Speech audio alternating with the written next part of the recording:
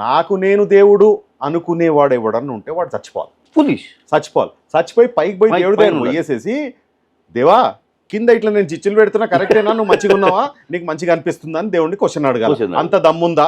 లేదు. శేలం రాజుకి కానీ ఈ పాస్టర్ సోకాల్డ్ అభినయ్ కానీ అంత దమ్ముందా?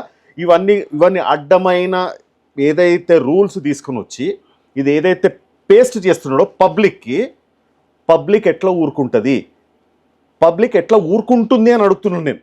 ఇక్కడ సోకాల్డ్ మీలాంటి ఇంటలెక్చువల్స్ కానివ్వండి అందరూ మాట్లాడుతున్నారు తప్పిస్తే వాడి మీద ఎందుకు పోలీస్ కేసు పెట్టేసి ఫస్ట్ లోపల ఎందుకు వేయట్లేదు సార్? యాక్చువల్లీ ఇప్పుడు ఇక్కడ తప్పు ఎక్కడ అవుతుందంటే యాక్చువల్లీ మతంలో మత పెద్దలు ఉంటారు.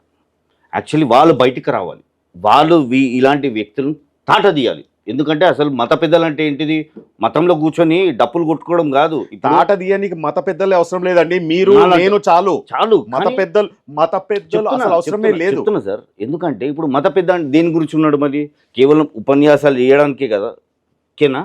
కాదు కదా. అవును. ఇలాంటి కష్టాలు ఇలాంటి చీడ పురుగులు ఏరి పారేసే సత్తా కూడా వాళ్ళకు ఉండాలి, ఉన్నది. కానీ వాళ్ళు ఎందుకు సైలెంట్గా ఉన్నారు? ఇప్పుడు బయట మత ఘర్షణ అవుతుంది, వాళ్ళు ఎందుకు సైలెంట్గా ఉన్నారు? గుడ్లపై దాడి, చర్చిలపై దాడి అంటున్నారు, మళ్ళీ వీళ్ళు ఎందుకు సైలెంట్గా ఉన్నారు? ఇప్పుడు వీళ్ళు వచ్చి బయటికి వచ్చి దీనికి పరిష్కరించాలి. ఎందుకంటే మత పెద్ద అంటే కేవలం మఠాల్లో కూర్చుంటాను లేదా ఏదో ఇప్పుడు క్రిస్టియన్ పెద్ద ఏదో మినిస్ట్రీస్లో కూర్చుంటారు కాదు.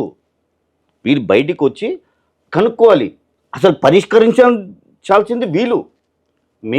మీరు పబ్లిక్ లేదా ఇలాంటి వీళ్ళు కాదు, మత పెద్దలే రావాలి.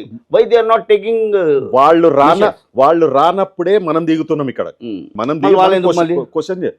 వాళ్ళు ఎందుకు తన్ని తగలగొట్టండి, ఎందుకంటే అవసరం లేదు. వాళ్ళు ఇప్పుడు మత పెద్ద అంటే అసలు వాళ్ళు తీసుకునే చర్యలే ఈరోజు ఈ పరిణామాలు.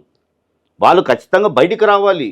కేవలం నేను ఏదో పెద్ద పండుగ ఉన్నప్పుడే బయటికి వస్తా, ఏదైనా రిబన్ కటింగ్కే వస్తాను, ఏదైనా పెద్ద ఏదైనా గుడ్లు గోపురాలు చర్చ్ డెవలప్మెంట్స్ కానివ్వండి లేదా మీటింగ్స్ కానివ్వండి అప్పుడే వస్తాను, ఇలాంటిది పట్టించుకోనంటే మళ్ళీ ఎందుకు నువ్వు? అసలు మీ రెస్పాన్సిబిలిటీ ఇది, మా రెస్పాన్సిబిలిటీ కాదండి. ఇది మత పెద్దల రెస్పాన్సిబిలిటీ. ఇది ప్రతి మత పద్ధతి.